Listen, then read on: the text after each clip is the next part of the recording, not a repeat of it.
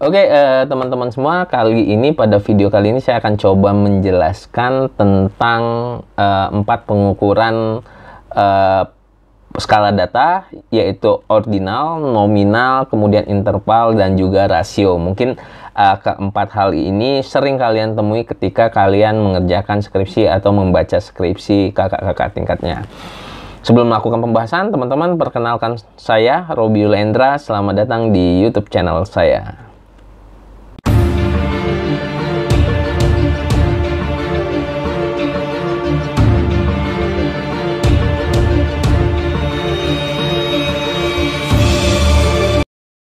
Saya akan membahas pada video kali ini yaitu tentang skala pengukuran. Biasanya pengukuran data itu ada 4 ya. Yang pertama yang sering kita gunakan adalah ordinal, nominal, kemudian interval, dan juga rasio. Tapi sebelum masuk ke pembahasan, jangan lupa untuk subscribe YouTube channel saya, share, like, serta komen, serta follow Instagram saya di @robilendra dan juga @skripsimahasiswa. Oke, teman-teman semua, ketika Anda ingin mengerjakan skripsi ataupun melakukan penelitian, tentunya akan dihadapkan dengan pencarian data. Apa sih data? Data itu sebuah fakta, sebuah ide yang memang belum diolah. Jadi belum diubah menjadi sebuah informasi. Nah, data-data tersebut itu bisa berupa angka, bisa berupa huruf, grafik, lambang, dan seterusnya. Jadi, ketika kita mengerjakan skripsi, teman-teman harus lakukan pengolahan data tersebut. Nah, biasanya teman-teman dalam pengambilan data itu ada dua sumber data itu ada dua jenis. Yang pertama ada data primer, data yang kita ambil langsung dari objek penelitian, kemudian ada data sekunder. Jadi data itu tidak langsung diambil dari objek penelitian. Nah, pembahasan tentang data primer dan data sekunder saya sudah pernah jelaskan di video-video sebelumnya. Nah, selanjutnya teman-teman, dalam skala pengumpulan data itu ada beberapa tahap. Ada 4 sih sebenarnya, bukan tahap. Jadi ada 4 jenis skala. Yang pertama sering kita lihat kalau di hitung-hitungan statistik SPSS, tentu skala data ini ada ya. Yang pertama adalah skala nominal. Apa itu skala nominal? Merupakan skala pengukuran yang paling sederhana, yaitu sebuah data ditetapkan atas dasar proses penggolongan. Data bersifat membedakan. Jadi maksudnya adalah teman-teman akan digolongkan data-data tersebut. Misalnya, angka-angka yang digunakan ini hanyalah sebuah kategori dan tidak mempunyai makna dan tidak bisa dipergunakan untuk perhitungan secara sistematis. Misalnya teman-teman, kalau kalian buat kuesioner itu ada jenis kelamin.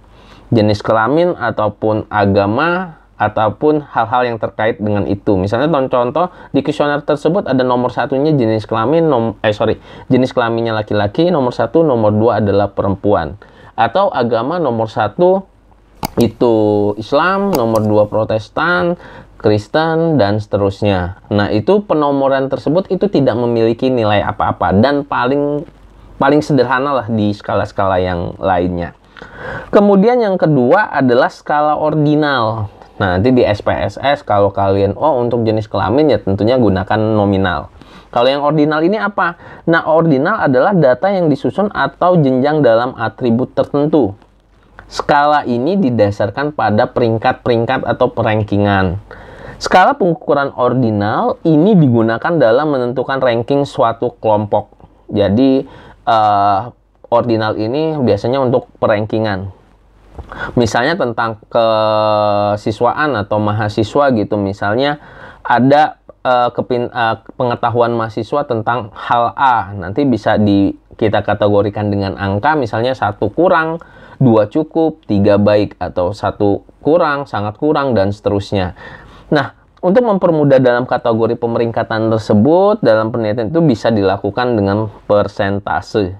Jadi persentase nilai-nilainya. Jadi sekali lagi teman-teman, ordinal itu adalah pemeringkatan. Jadi dari yang kecil ke yang besar. Kemudian yang selanjutnya adalah skala interval. Jadi skala interval ini menunjukkan jarak antara satu data dengan data yang lain dan mempunyai bobot yang sama. Jadi terkait sama data satu dengan yang data lain itu memiliki memiliki jarak atau tidak, dan tentunya memiliki bobot yang sama. Dalam skala interval, hubungan tata urutan dan jarak antara angka-angka itu mempunyai arti.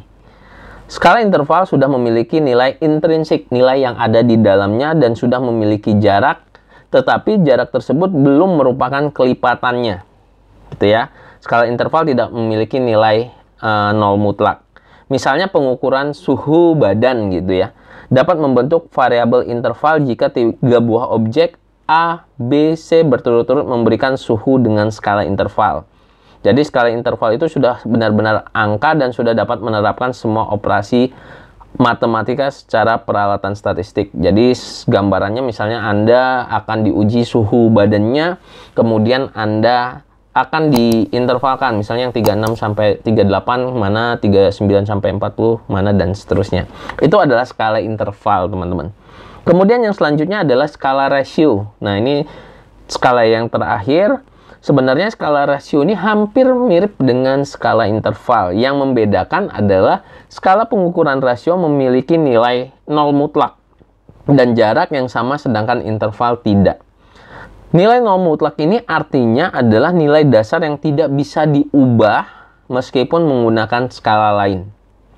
Pengukuran dari skala rasio misalnya bisa di tinggi badan dan berat badan. Misalnya siswa A itu berat badannya 80 kilo, sedangkan B itu berat badannya 100 kilo. Maka dapat dikatakan bahwa berat badan siswa B itu 2 kali lebih berat dibandingkan berat badan siswa A. Nah, contoh lain adalah umur, kemudian kadar oksigen, dan hal-hal yang lain yang memang kita bisa tentukan mutlak nilai tersebut kalau menggunakan skala rasio. Nah, mungkin itu teman-teman beberapa teori mengenai skala pengukuran data yang saya jelaskan. Ada nominal, kemudian ada ordinal, ada skala interval, dan juga skala rasio. Mungkin teman-teman nanti ketika membuat definisi operasional variabel memahami keempat skala pengukuran data tersebut.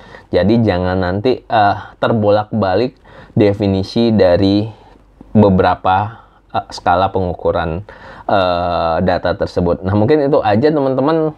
Banyak teorinya. Kalau misalnya mau diskusi, silahkan diskusi di kolom komentar, atau bisa juga di Instagram saya. Ada 2 Instagramnya, yang khusus skripsi mahasiswa tentunya di skripsi.mahasiswa kalau untuk yang pribadi, dan boleh juga sih tanda tanya itu di @robiuliendra. Oke, mungkin itu aja teman-teman video kali ini. Terima kasih buat teman-teman yang sudah subscribe YouTube channel ini dan sering menonton video ini. Mudah-mudahan bermanfaat buat teman-teman dan membantu teman-teman dalam mengerjakan skripsinya. Oke, saya tutup. Assalamualaikum warahmatullahi wabarakatuh.